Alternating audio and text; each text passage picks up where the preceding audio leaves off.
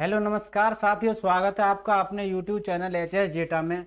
साथियों, अब तक हौसलों की उड़ान सीरीज में जितने भी एपिसोड मैंने कराए हैं उनका एक साथ रिवीजन कराने के लिए मैं आपके बीच में आ चुका हूं, जिससे आप पेपर की खोपड़ी में छेद करके आए। चलिए शुरू करते हैं बिना किसी देरी के। इस वीडियो को ज़्यादा से ज़्यादा शेयर कर दें जिससे सभी लोगों तक ये वीडियो पहुँच जाए।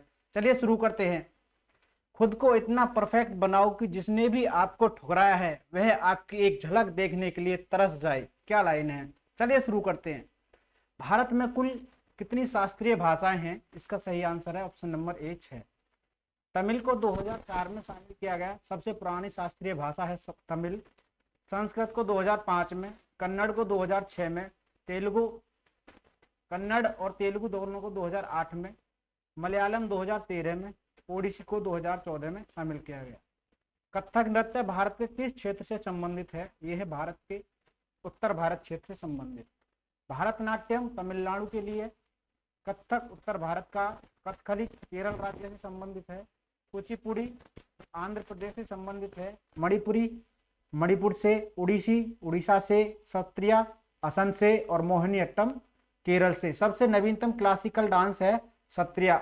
कुल क्लासिकल डांस हैं कितने? कुल हैं 8। आगे चलते हैं। मेद्राम जात्रा त्योहार किस राज्य में मनाया जाता है? इसका सही आंसर हो जाएगा ऑप्शन नंबर ए, तेलंगाना। लोसर त्योहार लद्दाख से संबंधित है, लोसांग सिक्किम, हेमिस लद्दाख से संबंधित है। हॉर्नबिल की बात करें नागालैंड, मकरबिलक्कू केरल से संबंधित है। सिग्मो त्योहार गोवा राज्य से संबंधित है, सिग्मो गोवा से संबंधित है। फूलडोल राजस्थान से, काला घोड़ा ये मुंबई से संबंधित है। बांचुवा महोत्सव असम से, थाईपुरम तमिलनाडु से संबंधित है।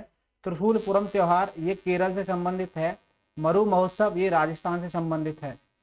पुष्कर त्योहार की बात करें तो ये त्योहार तो जम्मू कश्मीर में और मेला राजस्थान में लगाया जाता है। पुष्कर त्योहार जम्मू कश्मीर में और पुष्कर मेला राजस्थान में। मेद्राम यात्रा की बात करें तेलंगाना से संबंधित है मेद्राम यात्रा। खजुराहो त्योहार मध्य प्रदेश से संबंधित है। ऊंट महोत्सव राजस्थान से संबंधित है। मांडू फेस्टिवल ये मध्य प्रदेश से संबंधित है। निमाड़ी मिर्च ये भी मध्य प्रदेश से संबंधित है। हेरात जम्मू कश्मीर की महाशिवरात्रि। चेरी ब्लॉसम फेस्टिवल ये मेघालय से संबंधित है। धानु यात्रा, रजपर्व और नुआखाई ये तीनों उड़ीसा से संबंधित है। हरेली छत्तीसगढ़ से संबंधित है और हरेला उत्तराखंड से। और हरियाली महोत्सव ये अभी दिल्ली में आयोजित हुआ था। पोंगल तमिलनाडु से संबंधित है, अट्टुकल पोंगल केरल से। पोंगल तमिलनाडु से, अट्टुकल पोंगल केरल से। ओणम केरल से। ओणम के समय ही 2 सितंबर को 2 अक्टूबर को अभी हाल ही में उसको लॉन्च किया था ना, भारत का स्वदेशी विमानवाहक पोत INS विक्रांत। कहाँ से किया था? केरल के तट से। और उस समय कौन सा फेस्टिवल चल रहा था? ओणम। छठ पर्व की बात करें तो बिहार से संबंधित है। सरहुल झारखंड। बोनालू त्योहार ये तेलंगाना से संबंधित है। कलपति रथ महोत्सव ये केरल से संबंधित है। बोईता बंदना इसका संबंध उड़ीसा से है। ट्यूलिप फेस्टिवल जम्मू कश्मीर से संबंधित है। थैयम त्योहार ये केरल से संबंधित है। अहरवल त्योहार ये जम्मू कश्मीर से संबंधित है। राष्ट्रीय संस्कृति महोत्सव 2022 में ये आंध्र प्रदेश में आयोजित हुआ था। नवरोज ये पारसी धर्म का नववर्ष है। नवरेह त्योहार ये जम्मू कश्मीर से। नवरोज पारसी धर्म से संबंधित है और नवरेह ये जम्मू कश्मीर से। सेब का महोत्सव कहाँ? एप्पल फेस्टिवल ये जम्मू कश्मीर में। राष्ट्रीय युवा महोत्सव पुदुचेरी में आयोजित हुआ 2022 में। गुड़ी पड़वा ये महाराष्ट्र से संबंधित पर्व है। चेट्टी चंद ये सिंधी समुदाय से संबंधित है। पृथ्वी दिवस कब मनाया जाता है? 22 अप्रैल को पृथ्वी दिवस मनाया जाता है। ब्रेल लिपि दिवस की बात करें तो ये मनाया जाता है 4 जनवरी को। 4 जनवरी को कौन सा दिवस मनाया जाता है? ब्रेल लिपि दिवस 4 जनवरी को। विश्व हिंदी दिवस की बात करें 10 जनवरी को। राष्ट्रीय युवा दिवस 12 जनवरी को। थल सेना दिवस 15 जनवरी को। राष्ट्रीय स्टार्टअप दिवस 16 जनवरी को। पराक्रम दिवस 23 जनवरी को। राष्ट्रीय बालिका दिवस 24 जनवरी को। राष्ट्रीय मतदाता दिवस 25 जनवरी को। अंतर्राष्ट्रीय सीमा शुल्क दिवस 26 जनवरी को। शहीद दिवस 30 जनवरी को मनाया जाता है, शहीद दिवस। विश्व कैंसर दिवस मनाया जाता है 4 फरवरी को।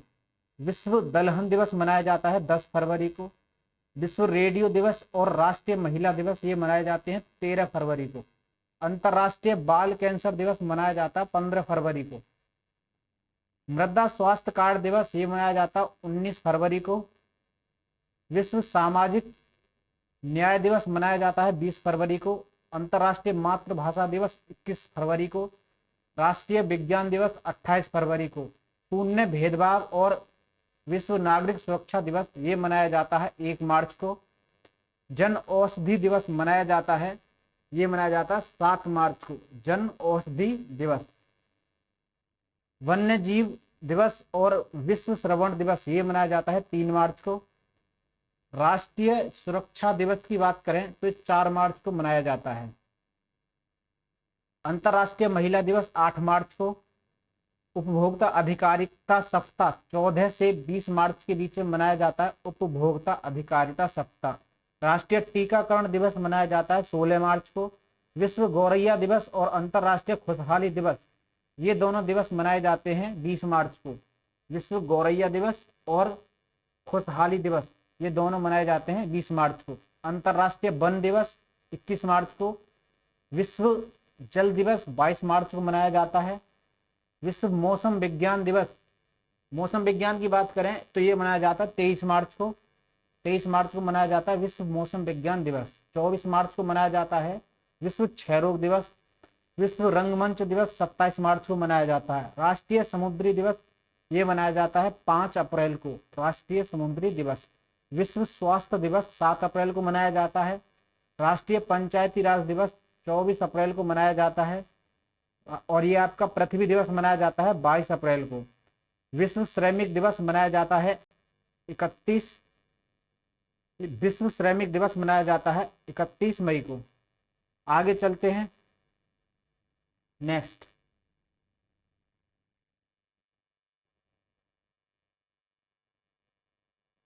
विश्व श्रमिक दिवस ये आप कमेंट बॉक्स में बताओ कब मनाया जाता है। विश्व श्रमिक दिवस कमेंट बॉक्स में बताओ। रेड क्रॉस दिवस मनाया जाता है 8 मई को। तंबाकू दिवस मनाया जाता है 31 मई को। और नर्स दिवस मनाया जाता है आपका 22 मई को मनाया जाता है नर्स दिवस। विश्व जैव विविधता दिवस मनाया जाता है 22 मई को। तंबाकू निषेध दिवस मनाया जाता है 31 मई को। 31 मई को मनाया जाता है। विश्व दुग्ध दिवस मनाया जाता है 1 जून को। विश्व पर्यावरण दिवस मनाया जाता है 5 जून को। विश्व महासागर दिवस मनाया जाता है 8 जून को। विश्व महासागर दिवस 8 जून को मनाया जाता है। मरुस्थलीकरण रोकथाम दिवस ये 17 जून को मनाया जाता है। अंतर्राष्ट्रीय योग दिवस 21 जून को मनाया जाता है। डॉक्टर्स दिवस ये 1 जुलाई को मनाया जाता है। अमेरिका को स्वतंत्रता दिवस 4 जुलाई को मनाया जाता है। विश्व जनसंख्या दिवस 11 जुलाई को मनाया जाता है। नेल्सन मंडेला दिवस 18 जुलाई को मनाया जाता है। कारगिल विजय दिवस 26 जुलाई को मनाया जाता है। कारगिल विजय दिवस।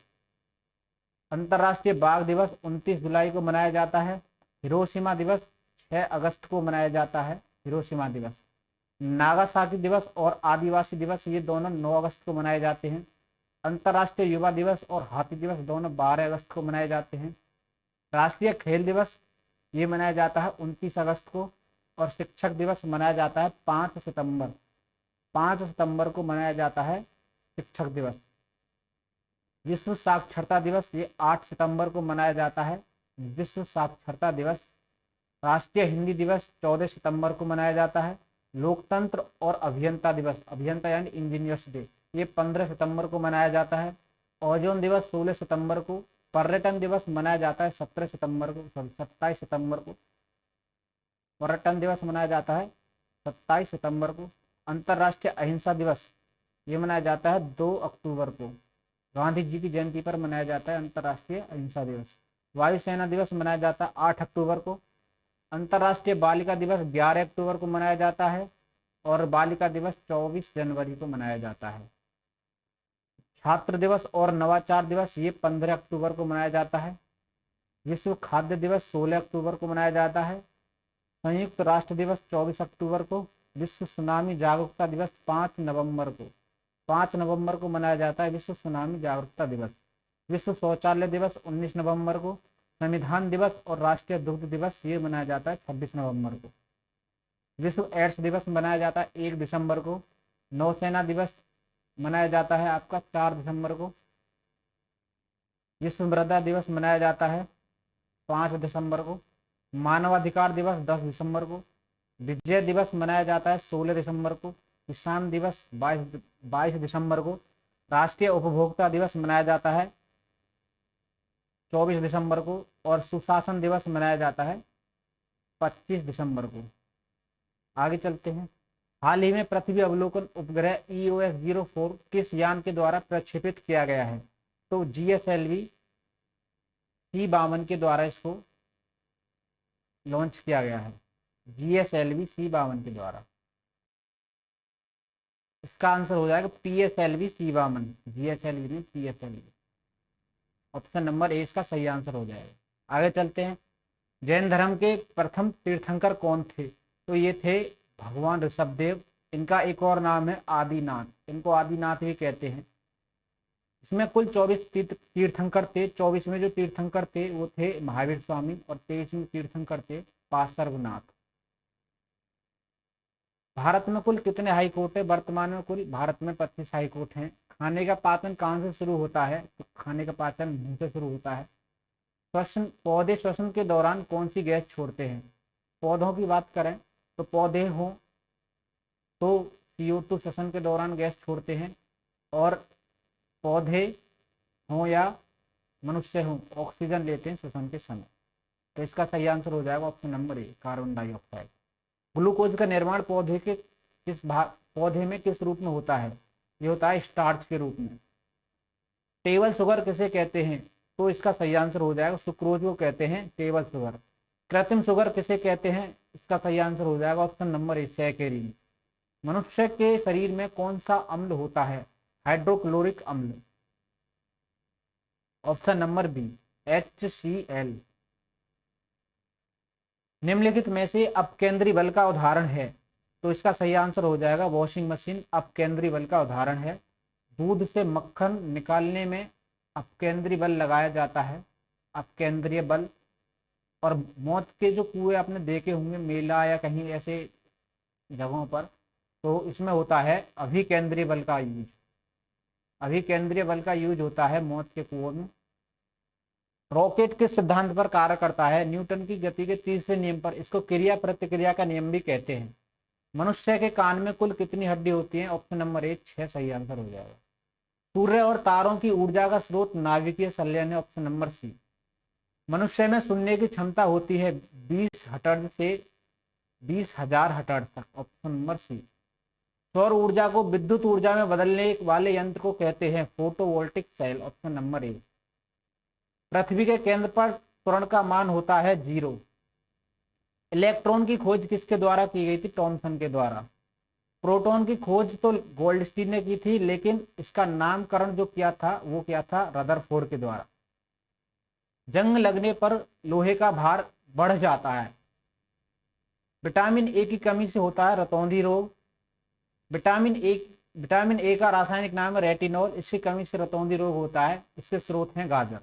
विटामिन डी की कमी से होता है विटामिन डी का जो रासायनिक नाम है कैल्सीफेरॉल, और इसकी कमी से होता है रोग रिकेट्स। इसके स्रोत हैं दूध, मांस और मछली। विटामिन डी हमें धूप से भी प्राप्त होती है। विटामिन ई का रासायनिक नाम है टैकोफेरॉल, और इसकी कमी से जो रोग होता है बांझपन, जिसे नपुंसकता कहते हैं, और इसका जो स्रोत है अंकुरित अनाज, इसके लिए अच्छा बताया जाता है। विटामिन की का जो रासायनिक नाम है वो है प्लिक्विनोन। रक्त का थक्का नहीं जमता। विटामिन के की कमी से रक्त का थक्का नहीं जम पाता है। इसके स्रोत हैं पालक, मेथी, टमाटर आदि। ये जितने भी विटामिन हैं के, ई, डी, ए, ये सारे विटामिन वसा में घुलनशील हैं। विटामिन बी और सी पानी में घुलनशील हैं। विटामिन सी का रासायनिक नाम है एस्कॉर्बिक अम्ल, और इसकी कमी से स्कर्वी रोग होता है। खट्टे पदार्थों के स्रोत हैं। खट्टे पदार्थ विटामिन सी के स्रोत हैं। विटामिन B1 की कमी से थायराइड रोग होता है, और विटामिन B1 का जो रासायनिक नाम है थायमीन है, और इसकी कमी से बेरी रोग होता है। आलू, गोभी और मांस इसके स्रोत हैं। विटामिन B2 का रासायनिक नाम है राइबोफ्लोविन। इसकी कमी से होठ फटना, एड़ी फटना, इस तरह के रोग होते हैं। मुंह में छाले, ये इसके रोग हैं। और इसके जो स्रोत हैं वो है गोभी, हरी पत्ती, हरी सब्जी, हरी पत्ती वाली जो सब्जियां होती हैं जैसे पालक है, मेथी है, और दूध, इसके ये स्रोत हैं। विटामिन B3 का रासायनिक नाम है नियासिन। इसकी कमी से पेलाग्रा रोग होता है, और इसके स्रोत हैं हरी सब्जी, दूध और मांस आदि। विटामिन B6 का रासायनिक नाम है पायरिडॉक्सिन, और इसकी कमी से डायबिटीज रोग होता है। विटामिन B7 का रासायनिक नाम है बायोटीन। इसकी कमी से होता है बाल झड़ना, इसमें गंजापन रोग होता है, बाल झड़ जाते हैं सर पे।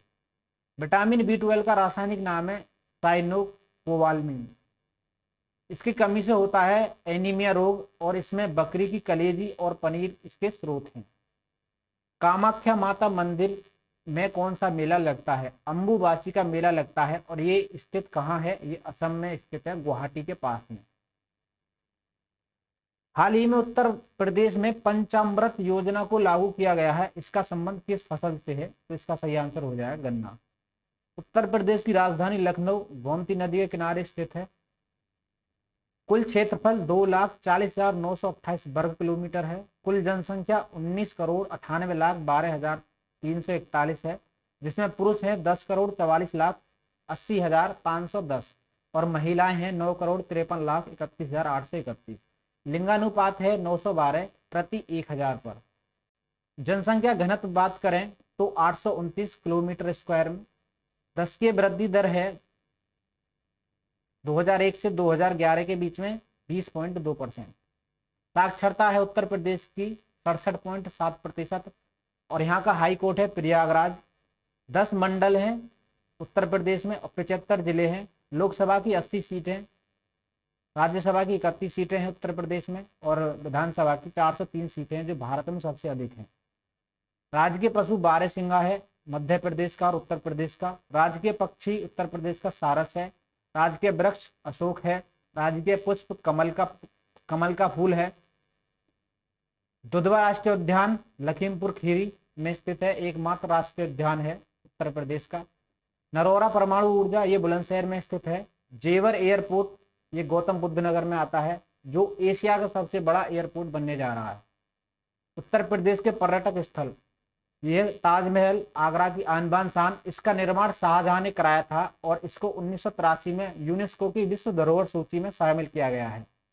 यह है आगरे का लाल किला। इसका निर्माण 1565 ईस्वी में अकबर के द्वारा कराया गया। वर्ष 1983 में से यूनेस्को विश्व धरोहर सूची में शामिल किया गया है। यह बुलंद दरवाजा फतेहपुर सीकरी में, गुजरात विजय पर इसको अकबर ने बनवाया था। यह पंचमहल ये फतेहपुर सीकरी में स्थित है। जामा मस्जिद आगरा में स्थित है। शेख सलीम चिश्ती दरगाह आगरा में स्थित है। बुद्ध इंटरनेशनल सर्किट के ग्रेटर नोएडा में स्थित है। पीतल नगरी कहते हैं मुरादाबाद को, पीतल के बर्तन के लिए जानी जाती है। फिरोजाबाद की चूड़ियां, फिरोजाबाद कांच से बनी वस्तुओं के लिए प्रसिद्ध है। Pilibhit tiger reserve, Pilibhit tiger reserve को T+2 अवार्ड भी दिया गया था। कन्नौज इत्र के लिए फेमस है, इत्र के लिए फेमस है कन्नौज। बड़ा इमाम बाड़ा लखनऊ में स्थित है। भूमि दरवाजा ये भी लखनऊ में स्थित है। इंदिरा गांधी तारामंडल ये लखनऊ में स्थित है। ये शनि ग्रह की वलयाकार आकृति को दर्शाता है। अम्बेडकर पार्क ये लखनऊ में स्थित है। पर नरोरा परमाणु ऊर्जा ये है उत्तर प्रदेश में स्थित। उत्तर प्रदेश में भी कहाँ स्थित है? बुलंदशहर में स्थित है। उठो जागो और तब तक मत रुको तब तक मंजिल प्राप्त न हो जाए। इनको अपने आदर्श बनाइए और लक्ष्य की तरफ हर कदम हर रोज एक कदम बढ़ाए चलिए। नीति आयोग के वर्तमान सीईओ कौन है? नीति आयोग के वर्तमान सीईओ हैं परमेश्वर अय्यर। अभी हाल ही में इनको नियुक्त किया गया है। अमिताभ कांत के स्थान पर ये आए हैं। नीति आयोग की स्थापना 1 जनवरी 2015 को हुई थी, और इसके अध्यक्ष प्रधानमंत्री होते हैं, और इसके अभी वर्तमान में जो उपाध्यक्ष हैं वो हैं सुमन बेरी। हाल ही में इनको नियुक्त किया है सुमन बेरी। ब्रिक्स की बात करें, 2000 की बैठक ब्रिक्स की हुई है चाइना में। और ब्रिक्स में कुल 5 देश हैं। आगे चलते हैं। ब्रिक्स की स्थापना 2009 में हुई थी। ब्रिक्स का एक बैंक है न्यू डेवलपमेंट बैंक, और इसका हेडक्वार्टर कहाँ है? इसका हेडक्वार्टर है शंघाई, चीन की वाणिज्यिक राजधानी जिसे कहते हैं शंघाई। इसमें कुल 5 सदस्य हैं, Brazil, Russia, India, China, south Africa. RBI के वर्तमान गवर्नर कौन है? आरबीआई के 25वें नंबर के गवर्नर हैं शक्तिकांत दास। आरबीआई की स्थापना हुई थी 1 अप्रैल 1935 में। 1934 के अधिनियम से इसकी स्थापना हुई थी। यंग हिल्टन आयोग के द्वारा आरबीआई की स्थापना की गई थी। पहले इसका जो हेडक्वार्टर था वो था कोलकाता में। 1937 में इसका हेडक्वार्टर परमानेंट शिफ्ट कर दिया मुंबई में। इसके पहले जो गवर्नर थे वो थे ओसबोर्न स्मिथ इसके पहले गवर्नर थे। लेकिन पहले भारतीय गवर्नर की बात करें तो पहले भारतीय थे, वो थे सीडी देशमुख पहले भारतीय गवर्नर थे। इसका राष्ट्रीयकरण हुआ था 1969 में। 1969 में आरबीआई का राष्ट्रीयकरण हुआ था। इसमें 14 बैंकों को शामिल किया गया था। मौद्रिक नीति समिति का जो अध्यक्ष होता है वो आरबीआई का गवर्नर होता है। आरबीआई का गवर्नर मौद्रिक नीति समिति का अध्यक्ष होता है। मुगल साम्राज्य का संस्थापक कौन था? तो इसका संस्थापक था बाबर। निम्नलिखित को क्रम में सम्मिलित कीजिए। सबसे पहले कौन आया था? बाबर, जो कि मुगल साम्राज्य का संस्थापक था। उसके बाद उसका पुत्र हुमायूं का पुत्र अकबर का पुत्र सलीम शाहजहां। उसके बाद आया था जहांगीर।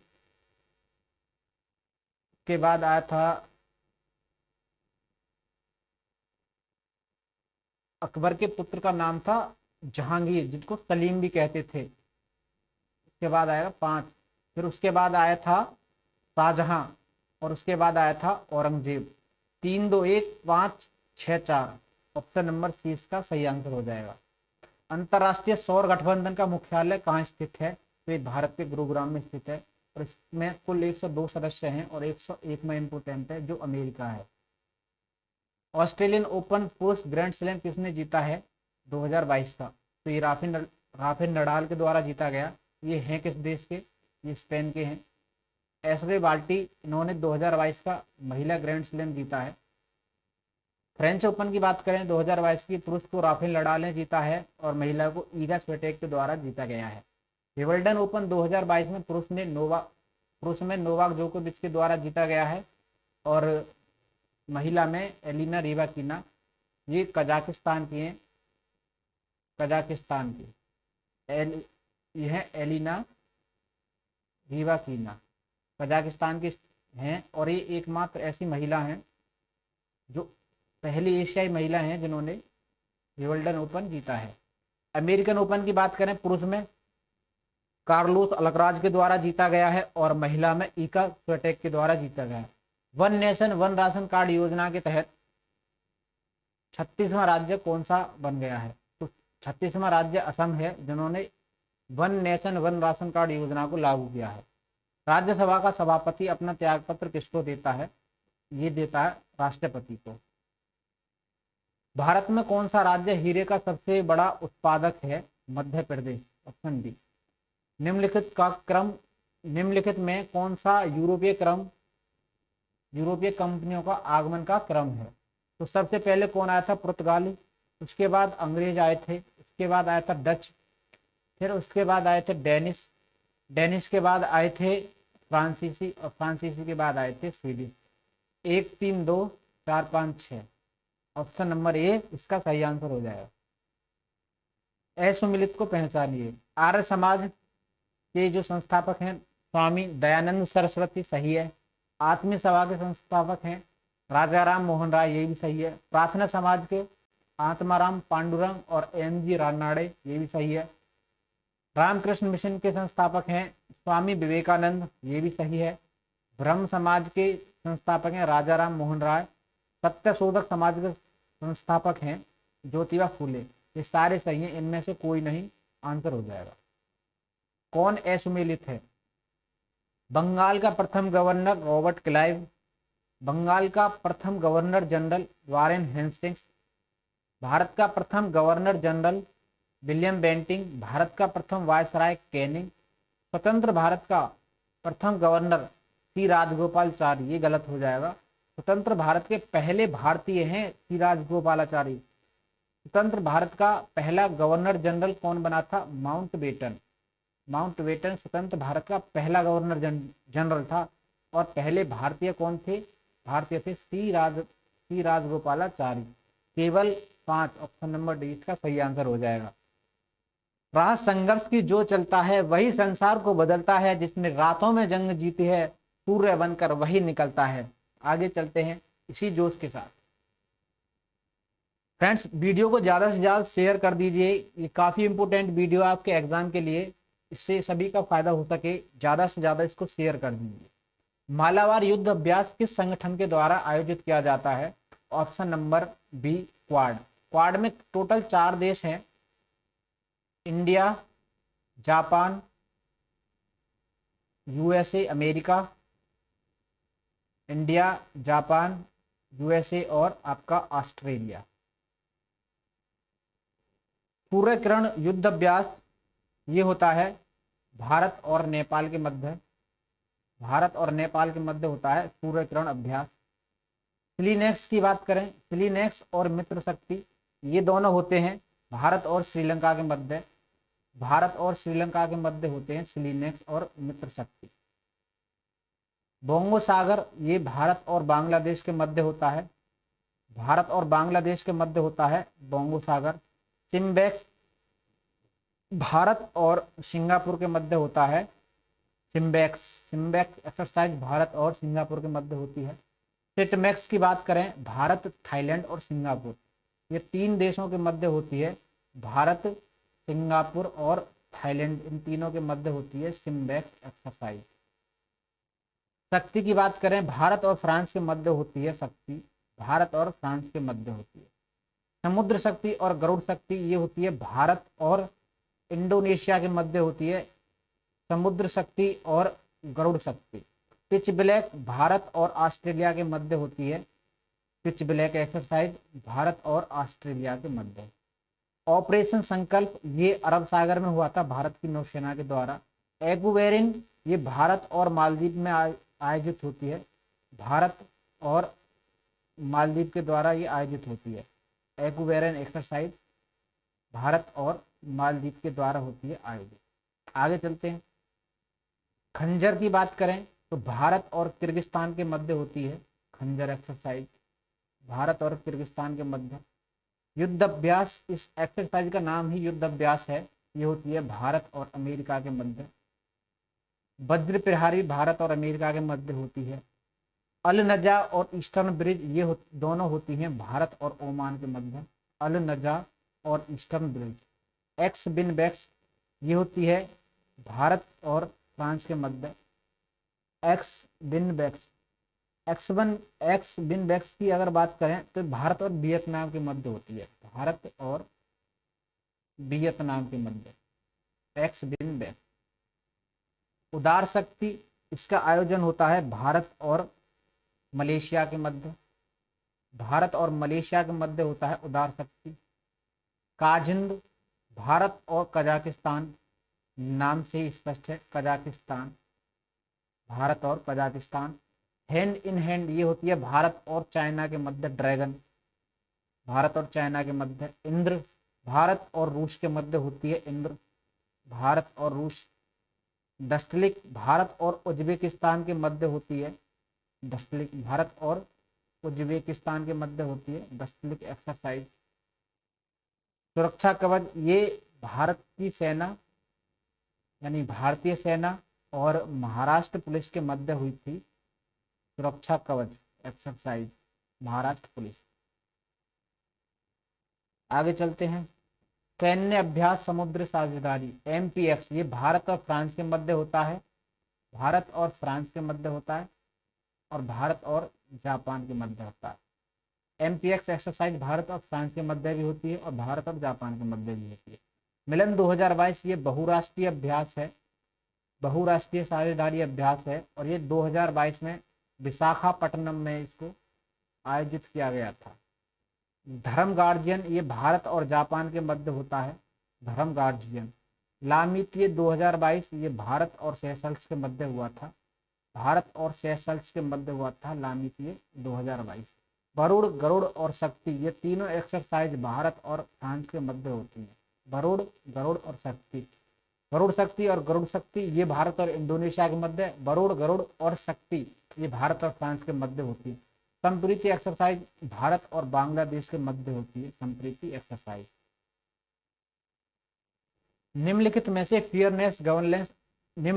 फियरलेस गवर्नेंस किसकी पुस्तक है? ये इसका सही आंसर हो जाएगा option number B, Kiran Bedi, first भारतीय महिला आईपीएस, फर्स्ट भारतीय महिला IPS. A little book of India Ruskin Bond की पुस्तक है। The boy who wrote a constitution Rajesh Talwar की पुस्तक है। Not just a night watchman Vinod Rai की पुस्तक है। The promise land Barack Obama की पुस्तक है। The god of small thing Arundhati Roy की पुस्तक है। The race of my life Milkha Singh की ये पुस्तक है। अनब्रेकेबल ये MC मैरी कॉम की पुस्तक है, मुक्केबाज हैं। We are displaced Malala Yousafzai की पुस्तक है, ये सबसे युवा महिला हैं जिनको नोबेल पुरस्कार दिया गया है। The little book of joy Dalai Lama की पुस्तक है। उंगलिंग ओरुवन स्टालिन की पुस्तक है। रेत की समाधि गीतांजलि श्री की पुस्तक है। The test of my life Yuvraj Singh की पुस्तक है। नो स्पिन ये सेनबोर्न की पुस्तक है। ओवरड्राफ्ट उर्जित पटेल की ये पुस्तक है। The little book of encouragement Dalai Lama. Exam warrior Modi ji की ये पुस्तक है। An era of darkness Shashi Tharoor की पुस्तक है। A long walk to freedom Nelson Mandela की पुस्तक है। सनराइज ओवर अयोध्या सलमान खुर्शीद की पुस्तक है। Changing India doctor Manmohan Singh की ये पुस्तक है। गोल्डन बॉय नीरज चोपड़ा, इसको लिखा है नवदीप सिंह गिल के द्वारा। अष्टाध्यायी पाणिनि की पुस्तक है। मुद्रा राक्षस विशारद की पुस्तक है। अर्थशास्त्र चाणक्य की पुस्तक है। महावास्य पतंजलि की। मेघदूत और अभिज्ञान शाकुंतलम ये दोनों कालिदास की हैं। हर्षचरित और कादम्बरी बाणभट्ट की पुस्तक है। पृथ्वीराज रासो चंद्रवरदाई की है। इंडिका मेगा स्थनीज चरक संहिता चरक की है। मृक्ष कटिकम शूद्रक की है। पंचतंत्र विष्णुगुप्त की है और कामसूत्र वात्स्यायन की है। गीत गोविंद ये जयदेव की पुस्तक है। हिंद स्वराज महात्मा गांधी की पुस्तक है। गीता रहस्य बाल गंगाधर तिलक की पुस्तक है। Poverty and un British rule in India दादा भाई नेहरू की ये पुस्तक है। आनंद मठ बंकिम चंद्र चटर्जी की पुस्तक है। The Indian struggle Subhash Chandra Bose की पुस्तक है। India wins freedom Abul Kalam Azad की पुस्तक है। नील दर्पण दीन बंधु की ये पुस्तक है। लखनऊ किस नदी के किनारे स्थित है? Option number C, Lucknow Gomti नदी के किनारे। लखनऊ किस नदी के किनारे स्थित है? तो इसका सही आंसर हो जाएगा ऑप्शन नंबर सी, गोमती नदी के किनारे। नदियों के किनारे बसे प्रमुख शहर प्रयागराज गंगा और यमुना नदी के संगम पर है। गंगा और यमुना नदी के संगम पर है। दिल्ली, मथुरा और आगरा ये तीनों शहर ये स्थित हैं यमुना नदी के तट पर। पेरिस सीन नदी के तट पर स्थित है। पेरिस। लंदन थेम्स नदी के तट पर है। लंदन। न्यूयॉर्क हडसन नदी के तट पर है। न्यूयॉर्क। वाशिंगटन DC ये स्थित है पोटामेक नदी के तट पर। श्रीनगर ये स्थित है श्रीनगर झेलम नदी के तट पर। झेलम नदी के तट पर स्थित है श्रीनगर। कोलकाता स्थित है हुगली नदी के तट पर। गुवाहाटी असम की राजधानी स्थित है ब्रह्मपुत्र नदी के तट पर। भोपाल स्थित है नर्मदा नदी के तट पर। पटना बिहार की राजधानी ये स्थित है गंगा नदी के तट पर। और हरिद्वार भी गंगा नदी के तट पर स्थित है जहाँ से गंगा मैदान में आती है। अयोध्या की बात करें तो सरयू नदी के तट पर है अयोध्या। सूरत की बात करें, ताप्ती नदी के तट पर है सूरत। हैदराबाद मूसी नदी के तट पर स्थित है हैदराबाद। उज्जैन स्थित है क्षिप्रा नदी के तट पर उज्जैन। नासिक गोदावरी के तट पर स्थित है नासिक। अहमदाबाद की बात करें तो ये स्थित है साबरमती नदी के तट पर। साबरमती नदी के तट पर स्थित है अहमदाबाद। पणजी की बात करें, मांडवी नदी के तट पर है पणजी, गोवा की राजधानी। मदुरई की बात करें, बैगई नदी के तट पर है मदुरई। और इसकी बात करें ग्वालियर की, तो ये स्थित है चंबल नदी के तट पर। चंबल नदी के तट पर है ग्वालियर। पहली वीडियो में मिस्टेक से मैंने नर्मदा बता दिया है, जो कि गलत है। इसका सही आंसर है चंबल। ग्वालियर चंबल नदी के किनारे स्थित है। कटक हुगली नदी के किनारे स्थित है कटक। हुगली नदी के किनारे स्थित है कटक। जबलपुर ये है नर्मदा नदी के किनारे। पहले शायद वीडियो में ये मैंने दोनों चंबल नदी के किनारे बता दिए थे। जबलपुर नर्मदा नदी के किनारे स्थित है और ग्वालियर ये चंबल नदी के किनारे स्थित है। गोरखपुर राप्ती नदी के किनारे है। बरेली रामगंगा नदी के किनारे स्थित है। संगाई यांगटीसी नदी के किनारे स्थित है। कांग्रेस की स्थापना की बात करें, 28 दिसंबर 1885 को कांग्रेस की स्थापना हुई थी। अब कांग्रेस के बारे में जो इम्पोर्टेंट बातें हैं उनको भी जान लीजिए। कांग्रेस की स्थापना के समय इसमें जो सदस्य थे कुल 72 सदस्य थे। एओ इस समय जो अंग्रेज थे एओ ह्यूम थे, उनकी समय स्थापना की गई थी। मुंबई के एक गोपाल दास या तेजपाल संस्कृत विद्यालय है, उसमें इसकी स्थापना हुई थी। इसके पहले अध्यक्ष जो बनाए गए थे उनको बनाया गया था व्योमेश चंद्र बनर्जी। व्योमेश चंद्र बनर्जी को उनका कांग्रेस का पहला अध्यक्ष बनाया गया है। प्रथम मुस्लिम अध्यक्ष किसे बनाया गया था? बदरुद्दीन तैयब जी को। बदरुद्दीन तैयब जी को पहले मुस्लिम अध्यक्ष नियुक्त किया गया है। प्रथम अंग्रेज अध्यक्ष ये हैं तुम्हारे, पहले जो अंग्रेज अध्यक्ष बने थे कांग्रेस के वो बने थे जॉर्ज यूले। जॉर्ज यूले पहले अंग्रेज अध्यक्ष बने थे। पहली बार वंदे मातरम 1896 के कलकत्ता अधिवेशन में गाया गया था। 1896 के कलकत्ता अधिवेशन में इसको गाया गया था। पहली बार स्वराज शब्द का प्रयोग 1906 के कलकत्ता अधिवेशन में किया गया था। स्वराज शब्द का प्रयोग। कांग्रेस का विभाजन 1907 के सूरत अधिवेशन में हुआ था। उसकी अध्यक्षता कर रहे थे रास बिहारी बोस। कांग्रेस के विभाजन के समय अध्यक्षता कर रहे थे। पहली बार जनगण मन पंडित बिशन नारायण धर की अध्यक्षता में 1911 में गाया गया था। ये भी कलकत्ता में आयोजित किया गया था। मुस्लिम लीग में समझौता और कांग्रेस का जो विभाजन हुआ था उसका एकीकरण 1916 के लखनऊ अधिवेशन में हुआ था। इसकी अध्यक्षता अंबिका चरण मजूमदार कर रहे थे। व्यक्ति है ये, पुरुष है, महिला नहीं है। अंबिका चरण मजूमदार इसकी अध्यक्षता कर रहे थे। कांग्रेस की पहली महिला अध्यक्ष थी Annie Besant. Annie Besant Congress की पहली महिला अध्यक्ष 1917 के अधिवेशन की। 1924 का बेलगाम अधिवेशन, इसकी अध्यक्षता महात्मा गांधी जी के द्वारा की गई थी। एकमात्र अधिवेशन जिसकी अध्यक्षता महात्मा गांधी जी के द्वारा की गई। प्रथम भारतीय महिला कांग्रेस की अध्यक्ष ये थी 1925 के कानपुर अधिवेशन में। 1925 का कानपुर अधिवेशन, ये थी सरोजनी नायडू। पहली भारतीय महिला सरोजनी नायडू। लाहौर अधिवेशन हुआ था 1929 में पंडित जवाहरलाल नेहरू के समय। इसी में पूर्ण स्वराज की मांग की गई। पूर्ण स्वराज की मांग 1929 के लाहौर अधिवेशन में की गई। 1931 में हुआ था कराची का अधिवेशन और इसकी सरदार वल्लभ भाई इसकी अध्यक्षता कर रहे थे।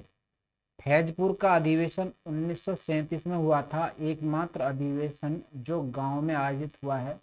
इसकी अध्यक्षता कर रहे थे पंडित जवाहरलाल नेहरू। पंडित जवाहरलाल नेहरू इसकी अध्यक्षता कर रहे थे, जवाहरलाल नेहरू।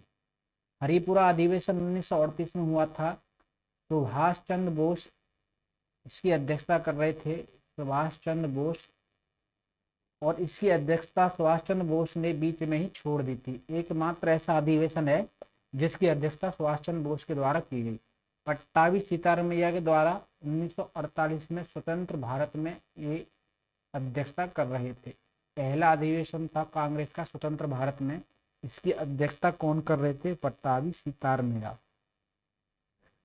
आगे चलते हैं। महात्मा गांधी की समाधि स्थल को किस नाम से जाना जाता है? तो इसका सही आंसर हो जाएगा ऑप्शन नंबर डी, राजघाट। आगे चलते हैं। प्रमुख व्यक्तियों के समाधि स्थल। शांतिवन पंडित जवाहरलाल नेहरू, पंडित जवाहरलाल नेहरू की जो समाधि स्थल है उसको कहते हैं शांतिवन। लाल बहादुर शास्त्री की समाधि को कहते हैं विजय घाट। लाल बहादुर शास्त्री की समाधि को कहते हैं विजय घाट। शक्ति स्थल कहते हैं इंदिरा गांधी की समाधि को शक्ति स्थल कहते हैं। किसान घाट कहते हैं चौधरी चरण सिंह, चौधरी चरण सिंह की समाधि को किसान घाट कहते हैं। अभय घाट कहते हैं मोरारजी देसाई, मोरारजी देसाई की समाधि को कहते हैं अभय घाट। वीर भूमि कहते हैं राजीव गांधी, राजीव गांधी की समाधि को कहते हैं वीर भूमि। समता स्थल की अगर बात करें तो इसको कहते हैं, समता स्थल की अगर बात करें तो इसका सही आंसर हो जाएगा जगजीवन राम। जगजीवन राम की समाधि को कहते हैं, जगजीवन राम की समाधि को कहते हैं समता स्थल। ज्ञानी जैल सिंह, ज्ञानी जैल सिंह की समाधि को कहते हैं एकता स्थल। चैत्य भूमि कहते हैं डॉक्टर BR अम्बेडकर, बाबा साहेब भीमराव अम्बेडकर की समाधि को कहते हैं चैत्य भूमि। महाप्राण की बात करें तो ये कहते हैं डॉक्टर राजेंद्र प्रसाद, डॉक्टर राजेंद्र प्रसाद की समाधि को कहते हैं महाप्राण। जननायक की बात करें तो इसका सही आंसर हो जाएगा चंद्रशेखर आजाद, चंद्रशेखर आजाद की समाधि को कहते हैं जननायक। सारे क्वेश्चन मैंने आपके सामने डिस्कस किए। क्लास काफ़ी इम्पोर्टेंट थी, सब तक इसको शेयर करना और वीडियो को ज़्यादा से ज़्यादा शेयर करना, लाइक करना। अगर चैनल पर नए हो तो सब्सक्राइब कर देना। मिलते हैं अगली वीडियो में, तब तक के लिए जय हिंद। एग्ज़ाम को अच्छे से करके आना, पूरे कॉन्फिडेंस के साथ करना। समय काफ़ी मिलेगा आपको, तो जल्दबाजी करने की कोई आवश्यकता नहीं है। Thank you so much, all the best सभी के लिए। Thank you.